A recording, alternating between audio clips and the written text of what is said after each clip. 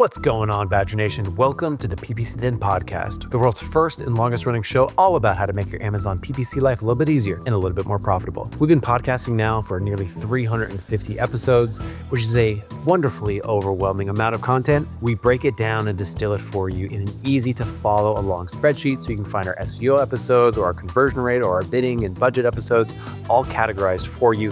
Get the spreadsheet. It's in the description. I think it's the best Amazon advertising course. Today on the show, we have dear friend of the show, Abe from XP Strategy, where we have a nice rollicking conversation about profitability, ways to track it at the catalog, product, and campaign level. And it's great. I hope you enjoy it. It should bolster your desire to have different lenses in which you analyze your advertising. I've launched campaigns and picked keywords. I've got my bids, set placements too, and bad mistakes. I've made a few. I've had my share of wrong keywords, but I've got through. We are the PPC Den, my friends, and we'll keep up the rising to the end. You two are the PPC Den. We talk about Amazon. No time for manicures, 'cause we fix the gambits of the world. But you know what I love? When brands cross over into the world of people wear them willingly. Like you see Kirkland sweatshirts being worn by like rappers. And I'm like, how'd they do that? Yeah, I always have very mixed feelings because some brands are like sort of cool to represent and some sort of really just represent bad life choices. Like the guy that's wearing a Marlboro jacket, you know he's had to smoke 207,000 packs of cigarettes. I'm like, what exactly are you promoting? Although I feel like the Marlboro, I know what you're talking about, like the Marlboro leather jacket thing. I feel like if I were to walk into a thrift store, that would be like $350. Like that probably goes for a pretty penny. It's like a collector's item. There's an entire category on eBay for swag from from failed startups. And if you can find like Lehman Brothers sweatshirts and Lehman Brothers caps, they command a serious premium. Wow. Oh yeah. Who would you rather get, speaking of Marlboro jackets, who would you rather get lunch with, Joe Camel or the Marlboro Man? That's hard. Okay, I think I'd rather get lunch with the Marlboro Man. I'd rather go to a party with Joe Camel. Right, that dude got down. Yeah, that guy, that dude's got game. Everywhere he goes, there's action. Right. Well, you know, I like live in Texas, right? So it'd be cool to like not go out to lunch with the Marlboro Man, but like, I don't know, go horseback riding. Go to the rodeo with Marlboro Man. Now that's going to be a good afternoon. He'll jump on the buck himself. Oh man. So what is new with you in the world of Amazon advertising? And do keep in mind that later today, I'm going to be going on your podcast.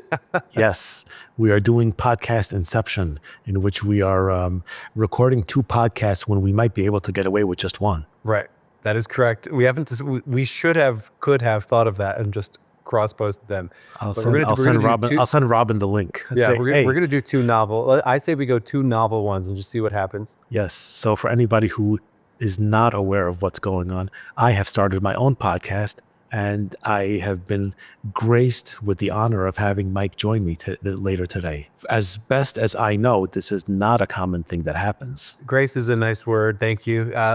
Chore could be another word that you'd use to describe that. No, chore is for the uncool hosts. No, I don't ever want to be a chore to anybody. Yeah. So what is new with you in your Amazon life? We're fortunate to see each other every Wednesday in our mastermind. So I have a pulse on it. But for those out of the loop, what's been on your mind a bit over the last few weeks when it comes to Amazon ads? Like when you're talking to clients, what are they bringing up to you?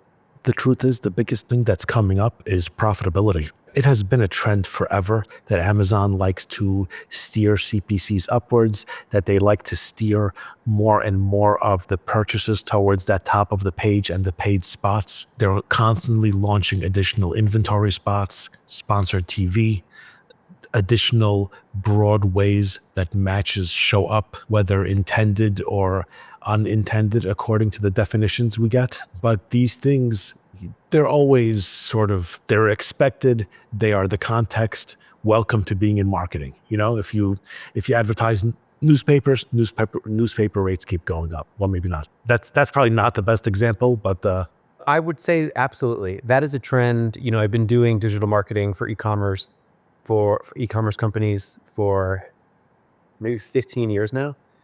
And I will definitely say when I first got started, I never was approached to talk about profitability. It was just look at the platform. What is the platform's return on advertising? That was it. And that was primary. And I would say over the last few years, even off Amazon, so even like Shopify stores running Google ads, they're having conversations about profitability as well. So I think the last few years, there's been a big shift for any service provider to have conversations, not just about the advertising itself, but also like the proceeds from that advertising. So of the products that your advertising is helping me sell, was I actually profitable at the end of all of that? Peeling out different levels of margin of different products, they want the connection to profitability for sure. yeah, I mean, from what I see, before opening up my agency, I sold myself for many years.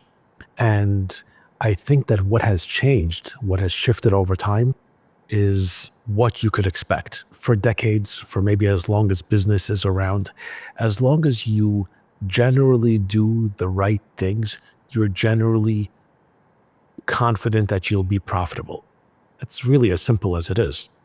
If you're selling at the accepted price point of the market, if your costs are in line with industry standards, you're profitable. A thing sells for 20, a thing gets purchased for 3. You have your rent, which is generally a standard thing. Ads are a generally standard piece. Do A, B, C, D. Without looking too carefully, you should be profitable. That's not the case anymore. With all of the elements that have shifted, each one in a different way, you can do everything right and not be profitable. And there was a sort of honeymoon period. We love talking about our honeymoon periods, but there has been a honeymoon period in which people weren't aware of that shift happening. I think this trend is probably 3 or 4 years old, in which you can do all the right things and not be profitable. In the last 3 years, it has not automatically been true, but because it has been true as long as anybody has known in business, nobody realized that those expenses are creeping up. In the last year, it has become very clear that you need to do something extra besides the standard. And that's what I'm seeing more and more in my work. It never happened in the past that brands would track profits from within a week of launch. They were never careful about costs within a week of launch. They were never careful about margins. They never had margin pressures on mature products. A mature product is something in which all of the over-the-top things you do during a launch have all been priced in. All the units you gave away, priced in. All the money you spent on initial visibility, all priced in. A mature product is known to the marketplace and has its sales. Not anymore. There is constant pressure always during the life cycle of a product, and this is new. It's not technically an advertising thing, but it is, because we have to fit advertising into the whole picture, and advertising is one of the very few levers we have for impacting costs. There aren't that many others. Most of your overhead is generally fixed. You have a little bit of flexibility with pricing, but the truth is most of that lever is downward price adjustments, which are helping velocity but not helping profits. So the only thing you can sort of cut down on as an expense is ads, or the only thing you can be more careful about is ads.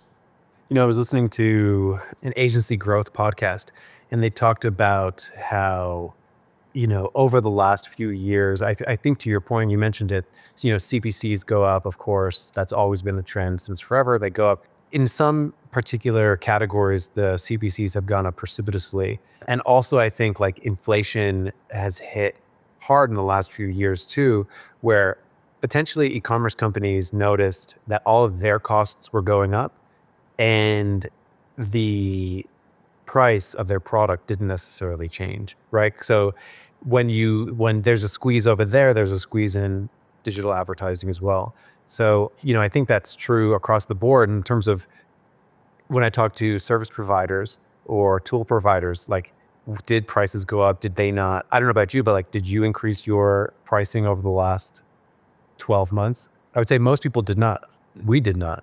It's interesting. I don't work with a fixed price structure. Each brand I work with gets a proposal customized towards the scope of work because everybody is a little bit different. But I have actively needed to charge more for the work. So the benefit of not having a set price is the fact that I can factor in what really goes into it and not be stuck on a price which has been offered as being too low. Now, it doesn't mean that I can write an invoice for any amount I want. There is obviously still a dynamic marketplace in which I'm not the only person that exists, but within a 5 or 10% range, I can account for it for internal increases of 5 or 10%. Yeah, in terms of PPC, PPC's role, I think, has evolved to become more important than it was several years ago, where now I loved what you said about you can do all the right things and still be unprofitable.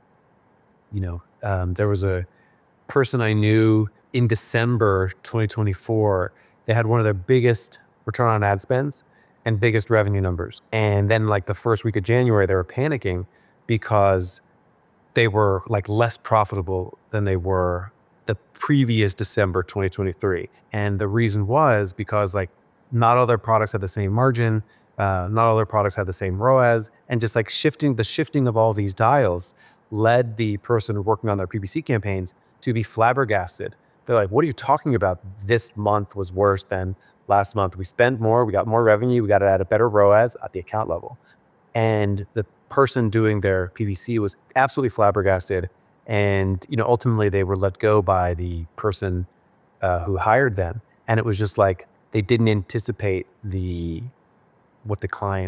profit mindedness of it. So, I guess that brings up one question. When a lot of times when people talk about ACOS goals on Amazon, that's generally a account level thing that brand owners generally look at. It's like, what's my ACOS? How much time should go into ACOS targets per product and then tracking that? Is that a solution to this, to sort of just keep track? If you can't measure it, you can't really assess it as it happens.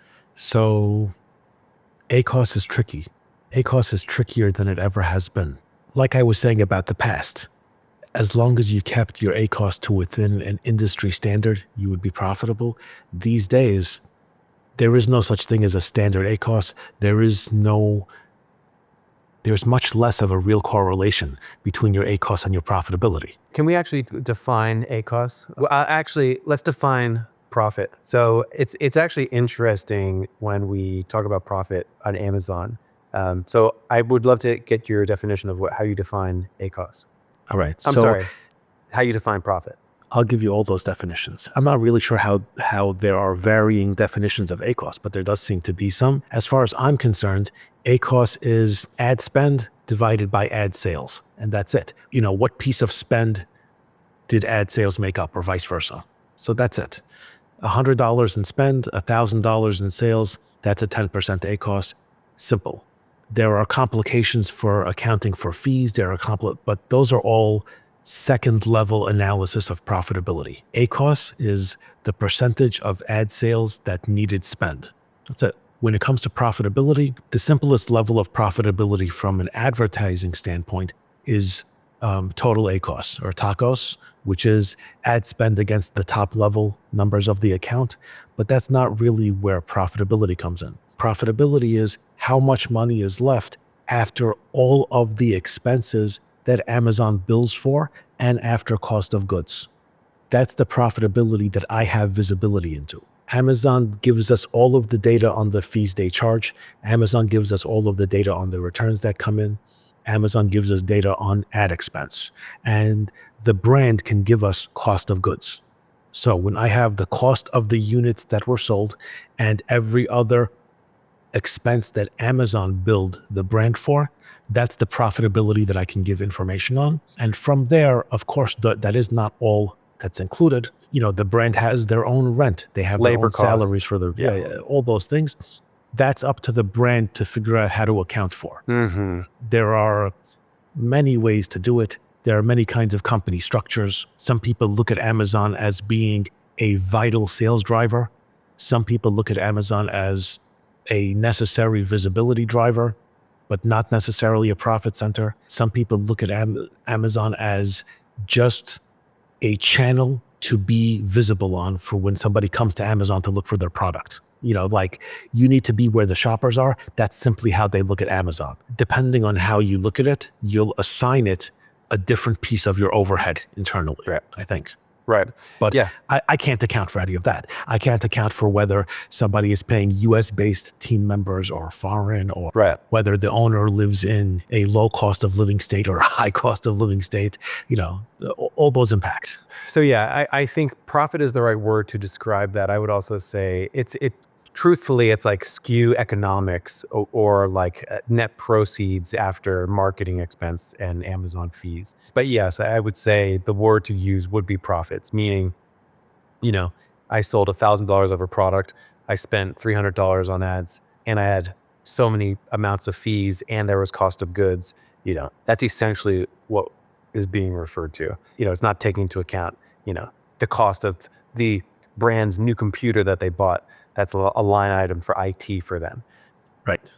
So, and I think the reason why it comes up, so like, agreed, yes, the people should be tracking that per product as well as they can. And there are some complications on that, which is, obviously it's incredibly easy. So actually, it's more complicated than you think. So like, the first thing, like, there's account level ACOS, which is all the ad spend and all of the ad revenue as listed out from Amazon in the ad console. Where it gets super tricky, and I actually don't think enough people consider this or weigh this into anything, which is, number one, if you focus on sponsored products, people click on product A, they buy product B. Who should get that spend attributed to them just for sponsored products? So that's like one thing that makes it really tricky, because when you look at a campaign report, you look at a keyword report, that is including, for sponsored products only, that's including revenue for that product that got the click and any other revenue that came from it. And that makes tracking and attribution very tricky on a per product basis. And we haven't even touched on sponsored display or sponsored brands. So just on sponsored products, I'm curious how you advise, if anything, like if this is even solvable, where you consider the cost line item for sponsored products when people can buy product B after clicking on product A. Right. So I'll suggest a different word. Solvable, we don't have the data to solve it. We simply don't have the data to solve it. Accountable for is much easier. What we do is a couple of things. The first thing is, we understand that there will be some fuzziness in the numbers. And the simple concept that goes along with that is, if you are micromanaging if you need the penny, you've got other problems. So if you are working with a 1% margin and attributing a click to this SKU versus this SKU is the difference in viability, you've got other problems besides what's in that report.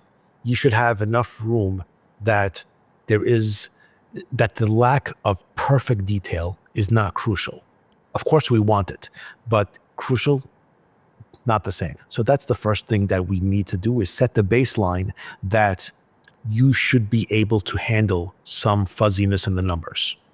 Second thing we do is we work with the general understanding that most likely those other SKU sales are going to be for other variations of the product. It won't be the case 100% of the time, but most of the time, what we typically see is the loss leader has the highest, if there is a 1-pack, a 2-pack, and a 10-pack, what we typically see is the 1-pack has the highest cost and might be even losing money. The higher counts are more profitable or much more profitable. And those things look even more profitable because there's no ad spend attributed to it. You're not advertising the 10-pack, you're advertising the 1-pack. So the 10-pack is pure profit, quote unquote. Now, how do we account for that? We group the three together and analyze the numbers as a grouping. So this parent SKU, this set of products and quantities, we assign the spend to the group of the three. Our profits and numbers are there. Our effectiveness of ads is the effectiveness of advertising that parent SKU. It's a little bit trickier when you have 200 colors and patterns for apparel, separate conversation entirely, but most commonly, that's where your other SKU sales are going.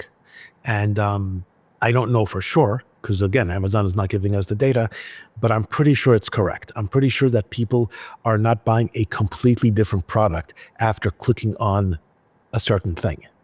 Yeah, I think there's a habit for a lot of people in the Amazon world to want to, number one, there's never been absolute certainty with any kind of digital marketing on Amazon or off Amazon. That just doesn't exist.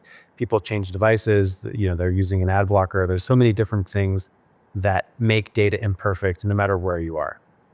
So I think that's like absolute certainty does not exist. The other thing too, a lot of times in digital marketing, you look at some data that is in a different format than another set of data. Meaning when you are looking at your advertising data, like inside your campaigns and keyword bids and all of that, that doesn't one-to-one translate to profitability analysis. So you're absolutely right. There is a bit of uncertainty that is baked into doing profitability analysis, because when you're looking at, total sales for a product, that is known.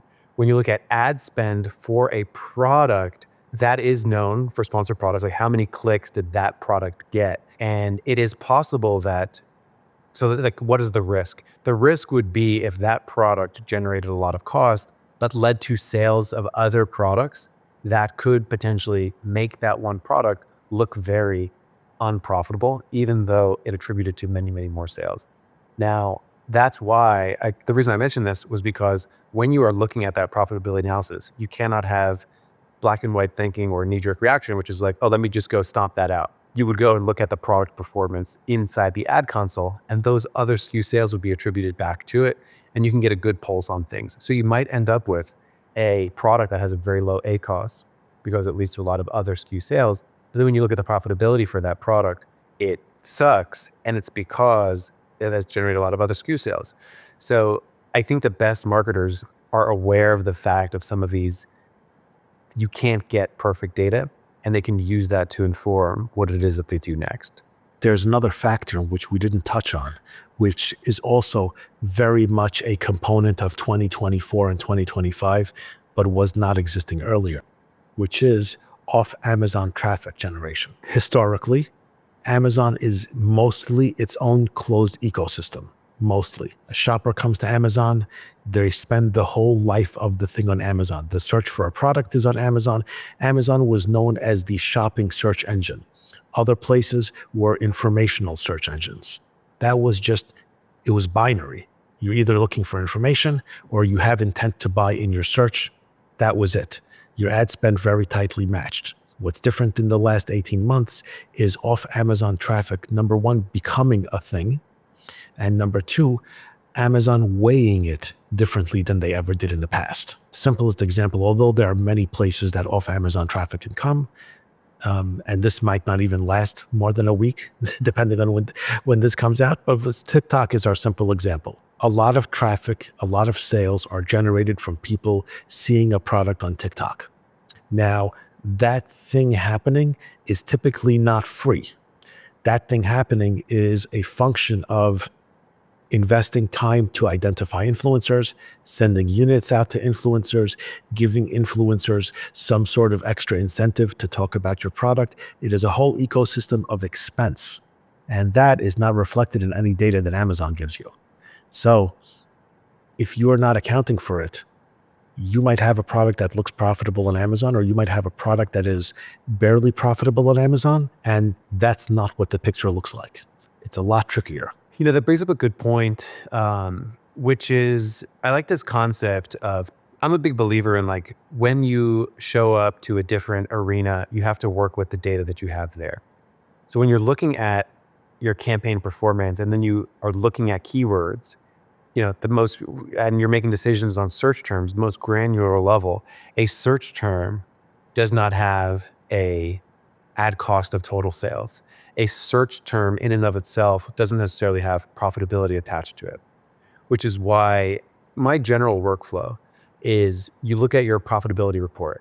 That's your top level stuff. Total revenue for the product, total fees for a product, total ad cost for a product, and cost of goods for the product. And then you are left over, after you subtract all those things, refunds, you're left over with the profitability for that product.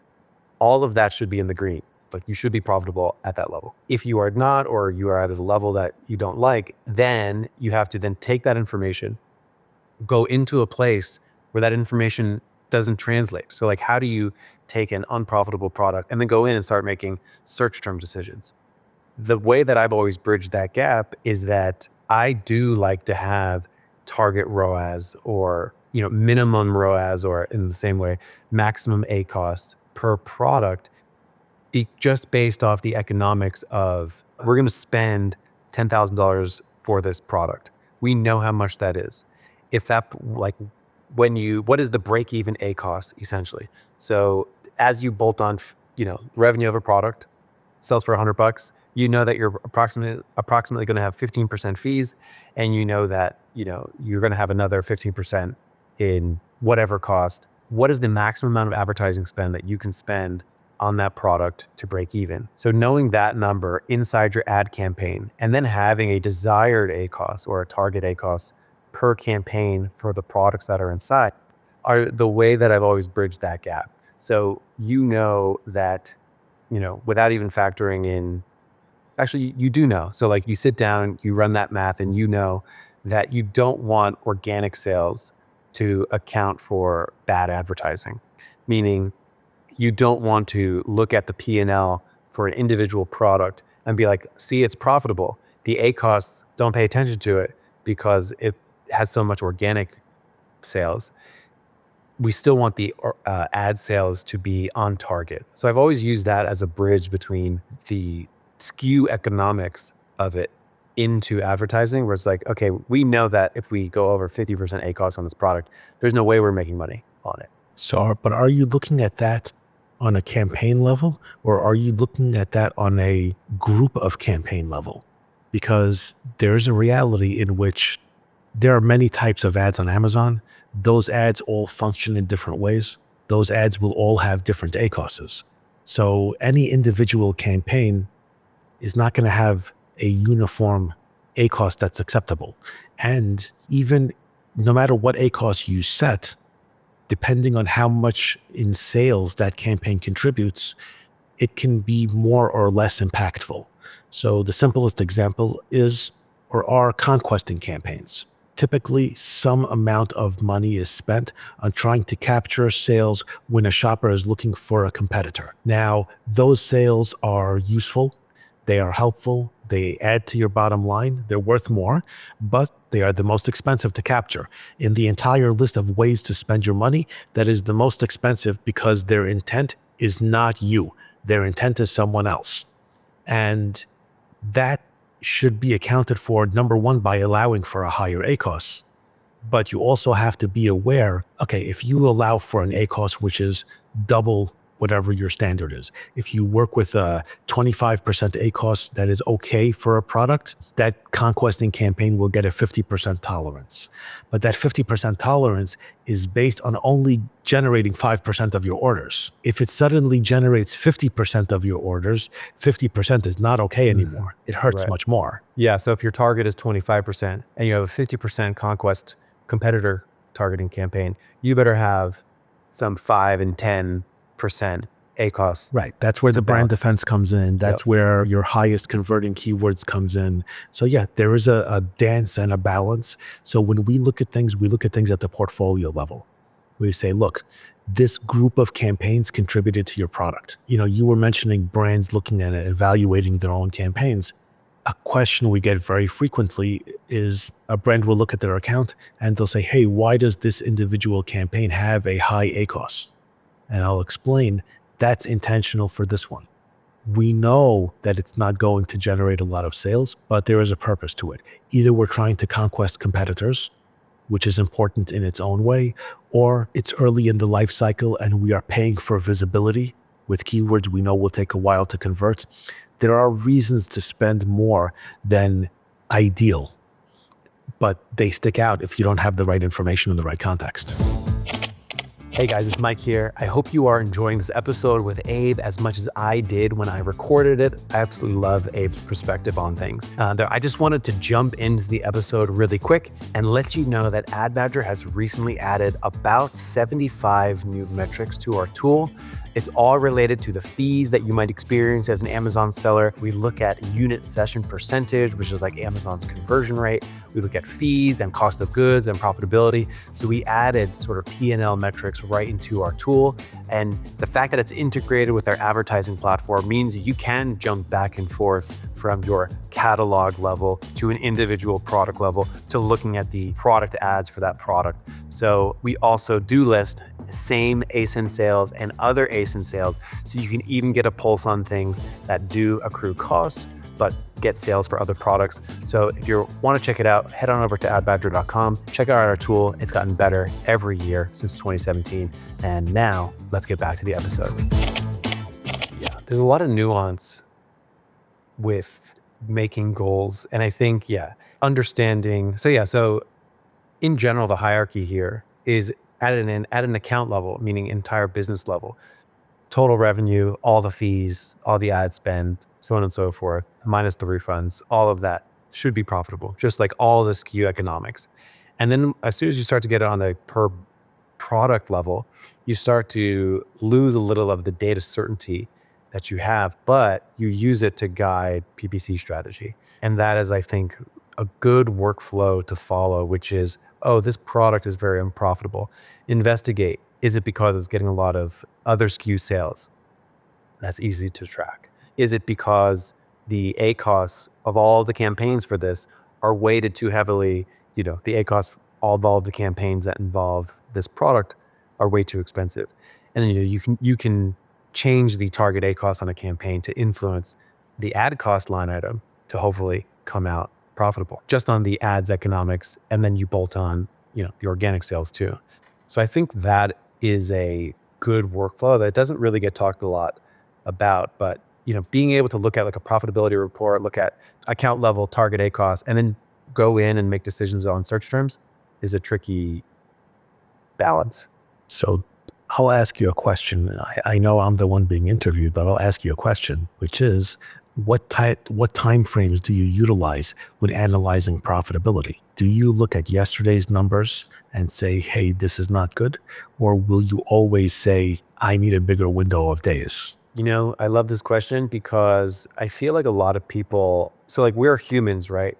We use days, weeks, months, years, when in actuality, like the most correct answer would be like, how much individual data am I getting in any given time frame? Meaning, someone that does, spends $100 a day gets data 1/10 as fast as someone that spends $1,000 a day. So it's like the frequency of data that comes in, I think, is a meaningful consideration. So I mean, so again, most people don't think that way. I mean, it's very hard to think that way. I don't think that way. So it's like, most people, what number are they hitting for the 30-day time frame? So it's like, what is this product doing in the last 30 days or for the month? I think this sort of big picture profitability analysis is generally done once a month, where you're looking back, okay, what was the whole catalog profitability? And then let me see if there was any strangeness on a per product basis using, month by month. I think this is an activity to do 12 times a year, essentially. I find that what is ideal and what probably gives you the best information is diametrically opposed with the need to see things every minute. So we look, everybody that sells on Amazon refreshes their sales page all day long. That, they're always just tapping the app and pulling down and swiping and seeing their sales change. And the same with profitability.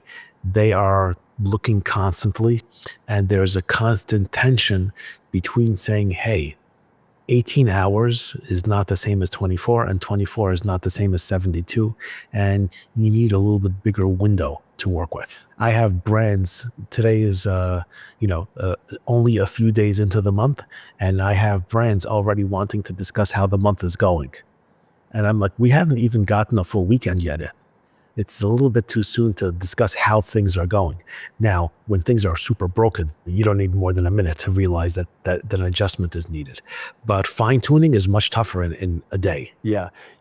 It's interesting too, I did a startup accelerator at one point in time, and that world is very intense in terms of like, you better grow 5% every month from here to infinity. And the way that they really address that is by measuring every day, like, what are we pacing this month versus last month, and do we have a good grip on it? Which creates a lot of like information analysis demand, but it is worth creating like simple dashboards for yourself to know, okay, well, hey, we're down a little bit this month pacing on the 6th of the month, but that's because like search volume was also down, or that's because like we lost ranking over here. So like knowing why things are the way that they are, I think is a very valuable skill. So that leads to another question.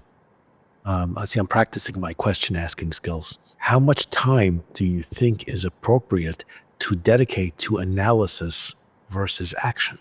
Analysis is by its nature a rabbit hole type of activity.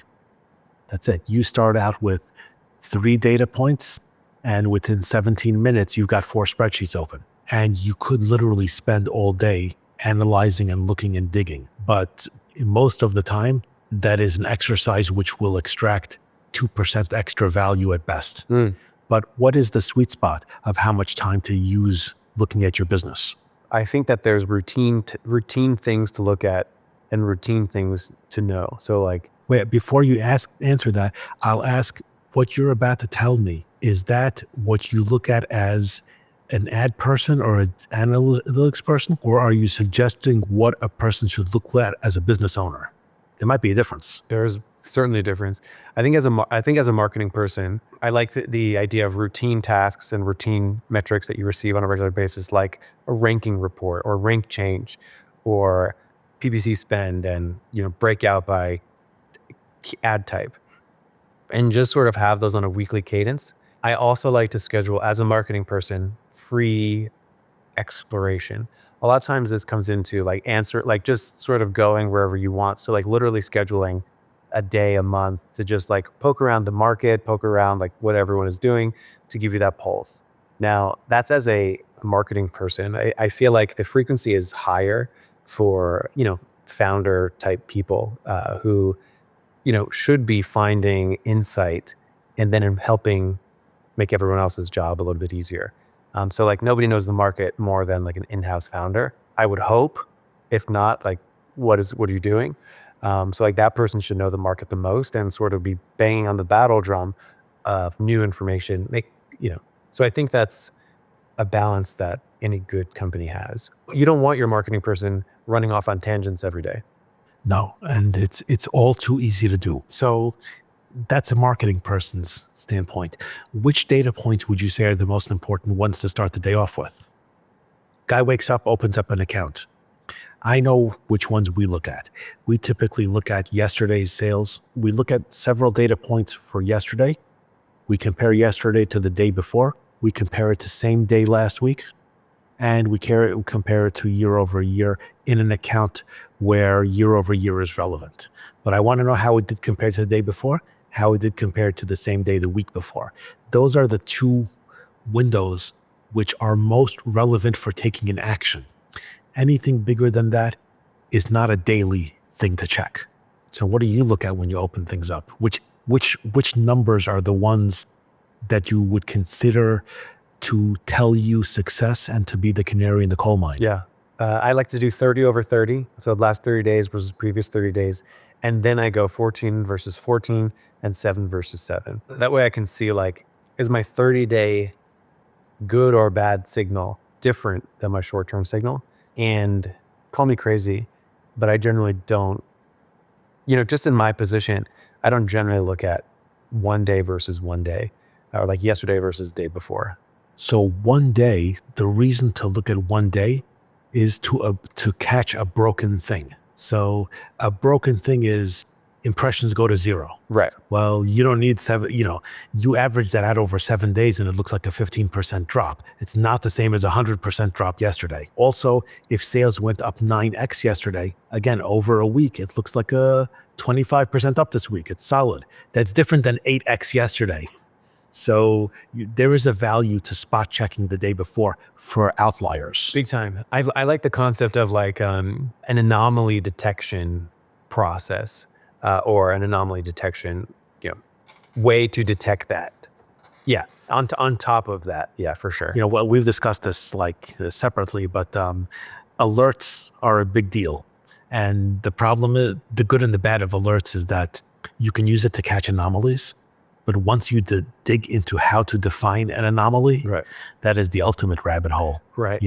You'd look at how much you deviate each day on any metric over some time frame, and then if it deviates more than that. No, like, so as an example, impressions, simplest impressions. So if in 24 hours impressions drop to 0, something is broken and I want an alert. But I have a different measurement for impressions over 7 days to give me an alert. Right. And I have a different impression for 30 days. So for 30 days, if impressions are down 15% or more, I want an alert. If impressions are down 15% yesterday, that's normal deviation.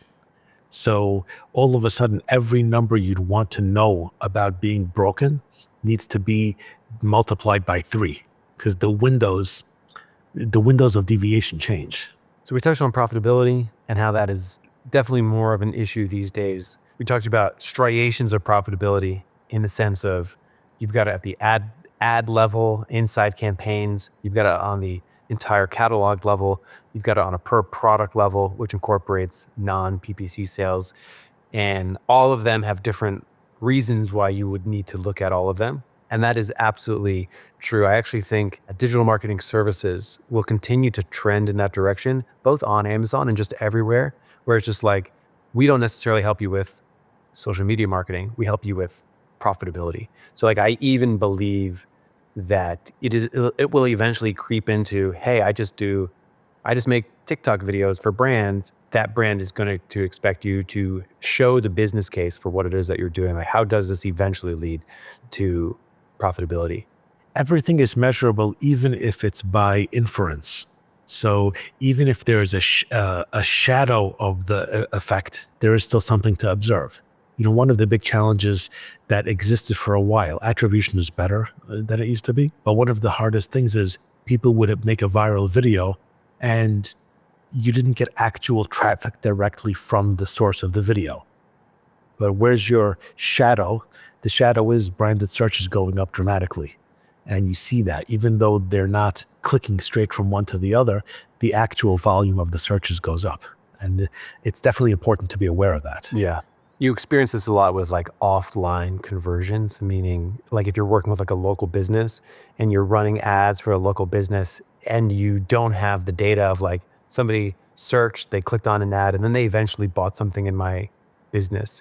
So there's always these leaps of, so you're looking at as much as you possibly can to ensure that things are trending in the right direction. Yeah, there's that fuzziness is super important. One of my favorite sayings is, I know that half of my ad spend is being wasted, but I don't know which half. And that's it. As long as the machine is running, and as long as the machine is running profitably, just hang on for the ride. Of course, you can always try and fine tune, and you must fine tune. If you aren't, if you're not doing things to take action constantly, you will sink. But there will always be a part which is not clear, but it's making things happen. Well said. Well, I think we should leave it there, Abe. I'm curious as a final comment.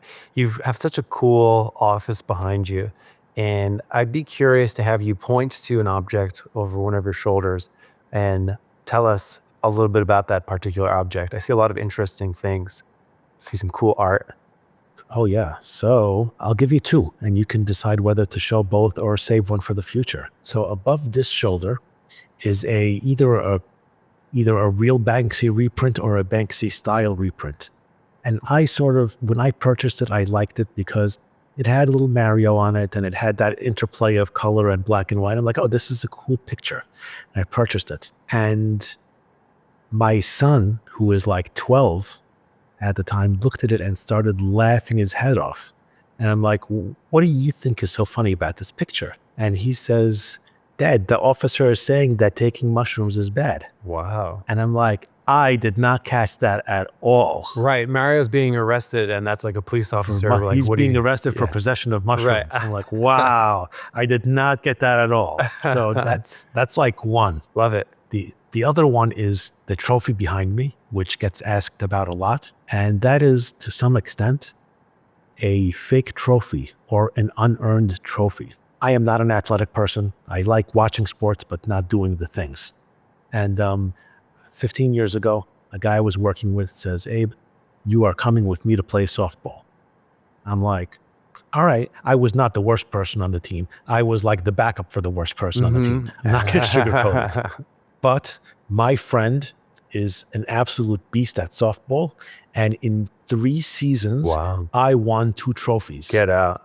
So I have 2 large trophies that I did not at all earn, but I Wow. was on the team. Heck yeah. So, Earned it. Oh, yeah. Moral support, team spirit, all that stuff matters. oh yes, I was the water boy. I was the guy that made the inappropriate jokes. Hells yeah. The 126 hitting average, whatever it contributed is what I contributed. But yeah, those are the 2 things that stand out more than anything else. Excellent. So if someone wanted to talk to a champion, where could they reach out to you? All right. Number one place is LinkedIn. I'm very findable on LinkedIn. That's the place where I do a lot of business content and discussion. And the other place is the website, xpstrategy.com. There's a big fat button that says contact us.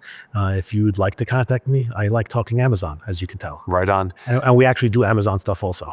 Right on. Well, Abe, I'll see you later today on your show. And everyone else, I'll see you next week here on the PPC Den podcast.